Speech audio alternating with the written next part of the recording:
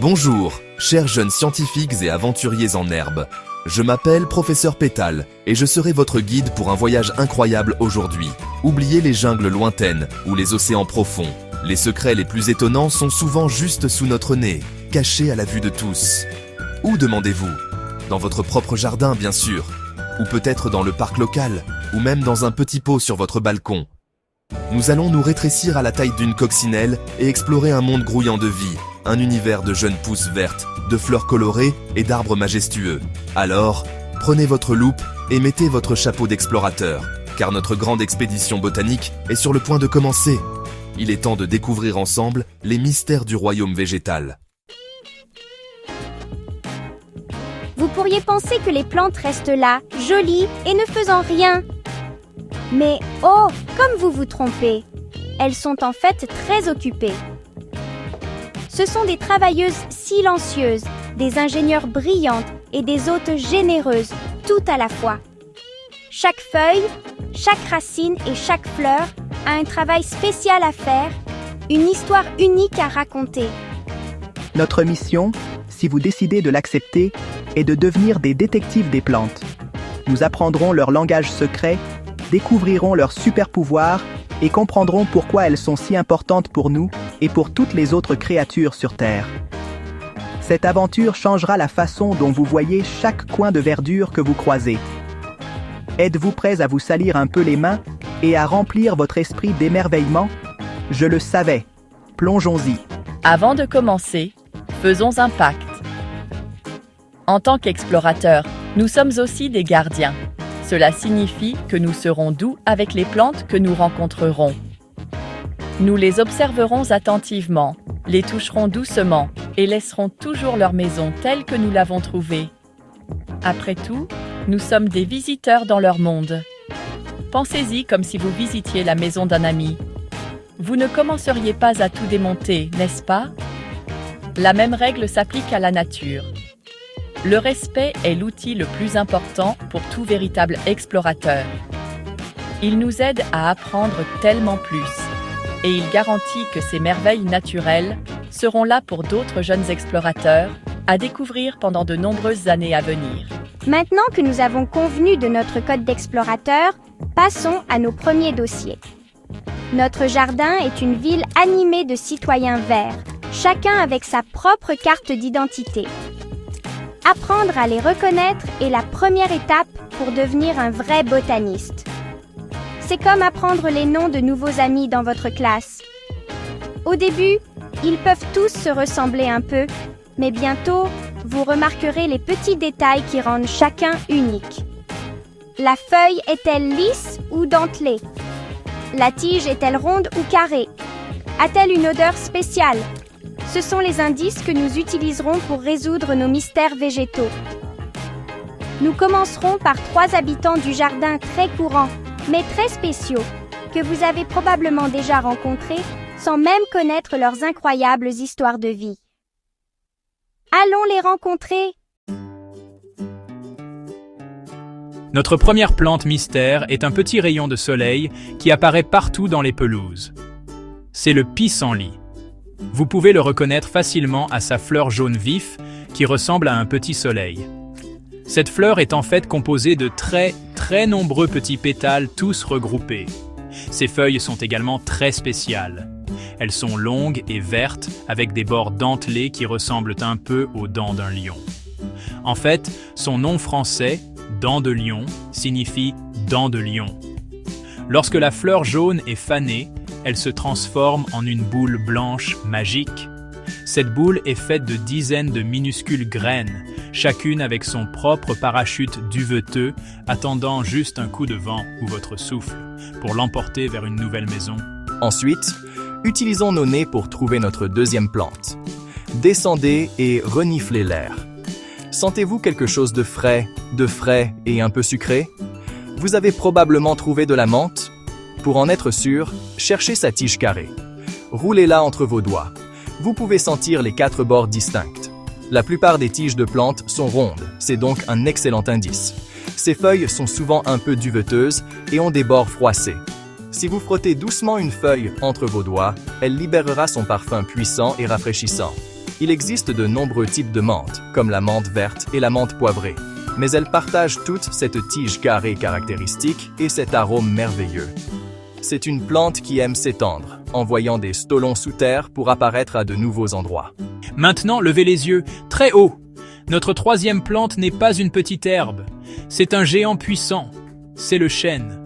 Le chêne est le roi du jardin, fort et grand. Vous pouvez identifier un chêne par ses feuilles très spéciales. Elles ont une forme ondulée unique, avec des lobes arrondis, presque comme un nuage. En automne, ces feuilles prennent de belles nuances de jaune, d'orange et de brun, avant de tomber au sol. Un autre grand indice est le fruit du chêne, le gland. Ces petites noix portent une jolie coiffe écailleuse. Trouver des glands au sol est un signe certain qu'un chêne se trouve à proximité. Son écorce est également très distinctive. Elle est rugueuse, grise et présente de profondes fissures et rainures, comme le visage ridé d'une vieille personne sage. Alors, passons en revue notre travail de détective. Pour le pissenlit, nous recherchons la fleur jaune ensoleillée et les feuilles en forme de dents de lion. Pour la menthe, nous utilisons notre odorat et nous sentons sa tige carrée unique. Et pour le majestueux chêne, nous cherchons ses feuilles lobées et son trésor spécial, le gland. En prêtant attention à ces détails simples, la forme d'une feuille, la sensation d'une tige, le type de fleur ou de fruit, vous pouvez commencer à identifier toutes sortes de plantes. Chacune a son propre ensemble de caractéristiques, sa propre carte d'identité personnelle.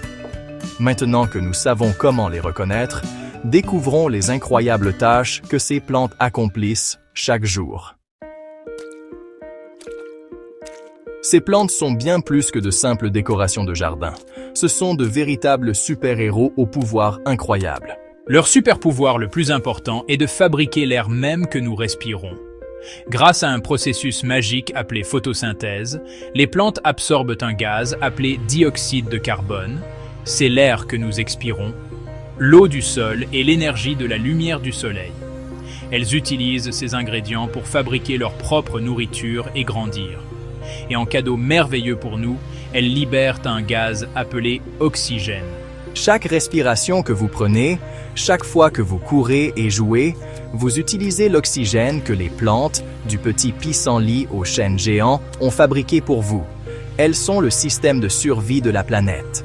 Les plantes sont aussi de fantastiques bâtisseuses, créant des foyers pour d'innombrables animaux. Le puissant chêne est comme un immeuble d'appartements animés. Les oiseaux construisent leur nid parmi ces branches solides, trouvant la sécurité contre les prédateurs. Les écureuils se poursuivent de haut en bas de son tronc et stockent leurs précieux glands dans des trous pour l'hiver.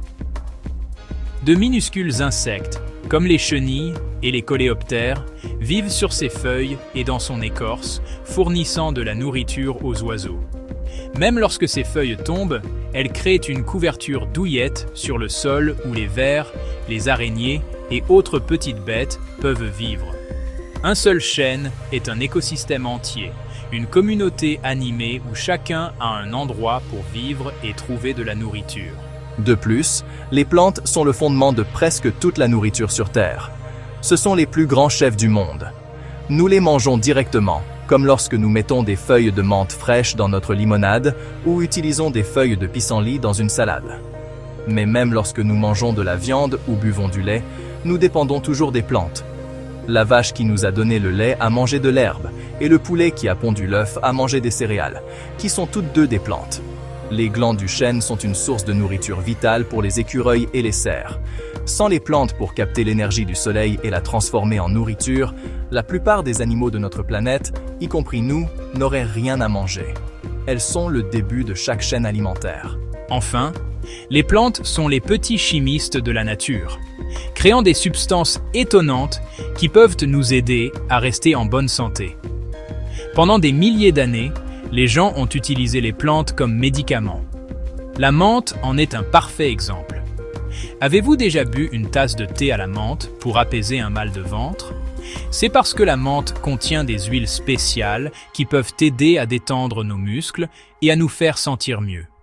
Même le pissenlit commun a été utilisé en médecine traditionnelle, car ses racines et ses feuilles sont pleines de vitamines. Beaucoup de nos médicaments modernes ont été découverts pour la première fois dans les plantes.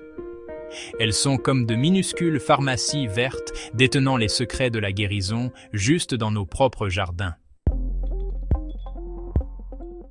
Maintenant que vous êtes un détective des plantes certifié, il est temps de partir pour votre propre mission. L'une des meilleures façons de connaître les plantes est de créer un herbier. Un herbier est comme un album photo, mais pour les plantes. Quand vous trouvez une feuille ou une fleur intéressante, rappelez-vous notre code d'explorateur. N'en prenez qu'une s'il y en a beaucoup. Vous pouvez la presser.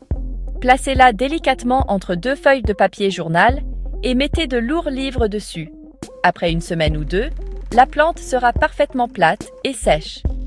Vous pouvez ensuite la coller dans un carnet et noter son nom, l'endroit où vous l'avez trouvée et la date. C'est une merveilleuse façon de garder une trace de toutes vos découvertes botaniques. Une autre activité fantastique est de devenir un observateur de la nature. Vous n'avez pas besoin de collectionner quoi que ce soit pour cela, juste vos yeux et votre patience.